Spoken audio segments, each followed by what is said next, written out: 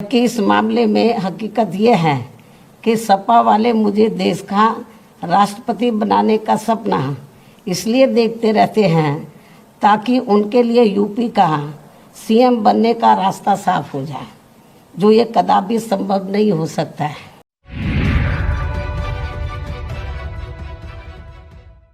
नमस्कार, इन खबर में आपका स्वागत है। उत्तर प्रदेश विधानसभा चुनाव और विधान परिषद चुनाव संपन्न होने के बाद मायावती आज न्यूज एजेंसी ANI से मुखातिब हुई और बहुत लंबा चौड़ा बयान दिया।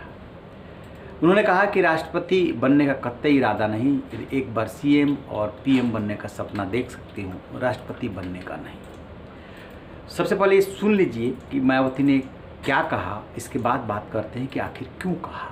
सपा मुखिया ही पूर्ण रूप से जिम्मेवार व कसूरवार भी है और अभी भी ये किस्म किस्म की अफवाहें फैलाने से बाज नहीं आ रहे हैं, जबकि अब तो इनको अपनी बचकानी व घिनौनी राजनीति बंद करनी चाहिए।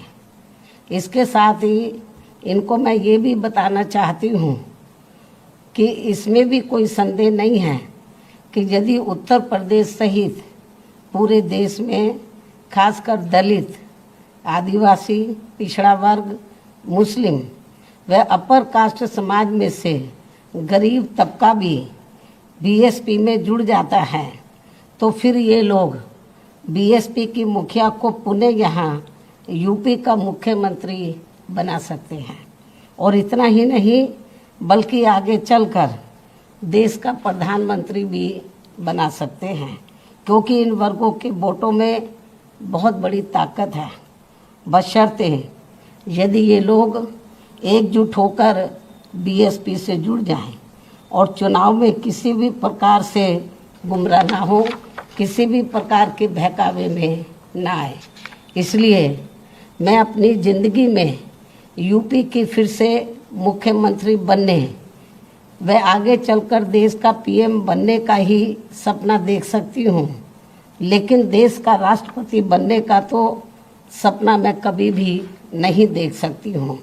ये भी मैं इनको बताना चाहती हूँ, क्योंकि मैंने अपनी पूरी ज़िंदगी ऐश व आराम के लिए नहीं बल्कि बाबा साहब डॉक्टर भीमराव अम्बेडकर एवं मान्यवर श्री कांशीराम जी के बताए हुए रास्तों पर चलकर वह कदम कदम पर कड़ा संघर्ष करके इनके अनुयायियों को व खासकर दबे कुचले लोगों को अपने पैरों पर खड़ा करने के लिए समर्पित की है। ये भी इनको मालूम होना चाहिए। इसके अलावा ये बात भी सर्वविदित है कि ये कार्य दबे कुचले लोगों को अपने पैरों पर खड़ा करने का ये कार्य मैं देश का राष्ट्रपति बनकर नहीं बल्कि उत्तर प्रदेश का CM व देश का PM बनकर ही कर सकती हूँ। इसलिए सपा के लोग अपने राजनीतिक स्वार्थ में मुझे ज़बरदस्ती राष्ट्रपति बनाने का जो सपना देख रहे हैं तो उसे इनको भूल जाना चाहिए, कोई फ़ायदा नहीं। जबकि इस मामले में हकीकत ये है कि सपा वाले मुझे देश का राष्ट्रपति बनाने का सपना इसलिए देखते रहते हैं ताकि उनके लिए यूपी का CM बनने का रास्ता साफ हो जाए, जो ये कदापि संभव नहीं हो सकता है। जैसा कि आपने सुना, वो सीधा सीधा समाजवादी पार्टी के प्रमुख अखिलेश यादव पे वार कर रही है। कह रहे हैं कि वो तो विदेश भागने वाले हैं और उन्हीं की तरफ से अफवाह फैलाई जा रही है कि मायावती ने राष्ट्रपति बनने के लिए डील कर ली है। इशारा BJP की तरफ है। सबसे बड़ा सवाल ये उठा उत्तर प्रदेश विधानसभा चुनाव के दौरान कि आखिरकार BSP ने मन से चुनाव क्यों नहीं लड़ा। सिर्फ एक विधायक जीता, बलिया के रसड़ा विधानसभा सीट से उमाशंकर सिंह, वो भी बसपा के दम पे कम, अपने दम पे ज़्यादा जीते। और जो बहुजन समाज पार्टी 2007 में अकेले के दम पे उत्तर प्रदेश में सत्ता में आई थी, वो बहुजन समाज पार्टी 2022 आते आते एक विधायक तक सिमट गई। सवाल तो उठेंगे कि आखिरकार मायावती ने ऐसा क्यों किया। एक बात ये कही जाती है कि उनकी BJP से कोई डील हुई पर्दे के पीछे। राहुल गांधी ने बोल दिया था कि ED CBI से डर लगता है। वो बात अपनी जगह पे है, उसको लेकर के कोई खुल करके तो बोलेगा नहीं, लेकिन राहुल गांधी ने जब बोला था तो मायावती ने राहुल गांधी पे भी पलट के वार किया था।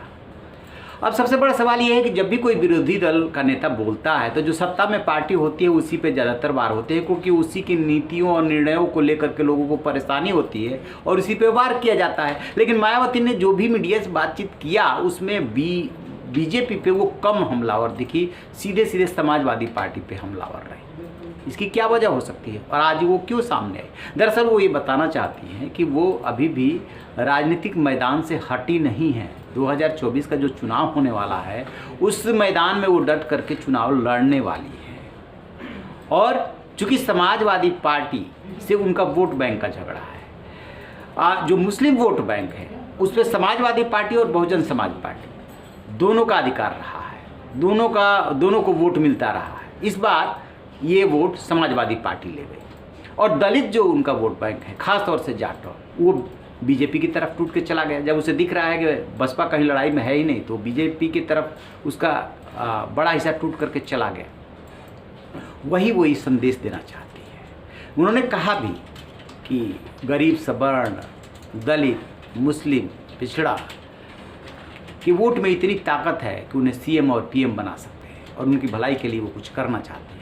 कुल मिलाजुला के कहने का मतलब ये है कि समाजवादी पार्टी पे वो हमलावर इसलिए हो रही है कि एक तो वोट बैंक का झगड़ा है जो मुस्लिम टूट करके चला गया है, और दूसरा जो समाजवादी पार्टी को ये दिख रहा है कि जितना बीएसपी कमज़ोर होगी सीधे सीधे बीजेपी और समाजवादी पार्टी में लड़ाई होगी, क्योंकि कांग्रेस पहले से कमज़ोर है, बहुजन समाज पार्टी कमज़ोर हो गई। तो उत्तर प्रदेश की राजनीति जो दो ध्रुवीय हो गई है, एक तरफ बीजेपी दूसरी तरफ समाजवादी पार्टी, वही ये भ्रम को मिटाना चाहती है। आगे चल करके उन्होंने बोला है उसमें कि सतीश मिश्रा और उमा शंकर सिंह मुख्यमंत्री योगी से मिलने के लिए गए हैं, जो उनके ज़माने में स्मारक बने थे वो बदहाल है, उसकी बदहाली दूर करनी है। वो मुख्यमंत्री से कहेंगी कि इसको ठीक कराइए। फिर बिजली का मुद्दा उठाया, बहुत सारे मुद्दे उठाए, लेकिन दो बातें एकदम साफ है। एक तो ये कि समाजवादी पार्टी उनके वोट बैंक को तोड़ करके और सत्ता में आ जाए, ये उन्हें कतई गंवारा नहीं है, पहली बात।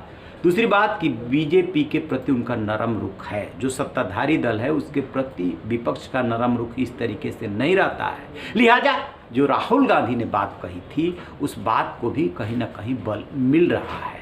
और मायावती ये कहना चाहती हैं कि जो राष्ट्रपति बनने वाला भ्रम फैलाया जा रहा है उसमें दम नहीं है, क्योंकि वो राष्ट्रपति बनने का ख्वाब नहीं देख रही हैं, वो प्रधानमंत्री और सीएम बनने का ख्वाब देख रही हैं ताकि वो लोगों की समस्याओं को हल कर सके। तो ये समाजवादी पार्टी पे वार है और भविष्य की जो परिस्थितियां बन रही है, जो सियासी समीकरण बन रहे हैं, उसको अपने फेवर में साधने की कोशिश है। अब देखते हैं कि आगे और क्या क्या होता है। रहिए ना बेखबर, देखते रहिए इन खबर। Thank you. इन खबर चैनल को सब्सक्राइब करें।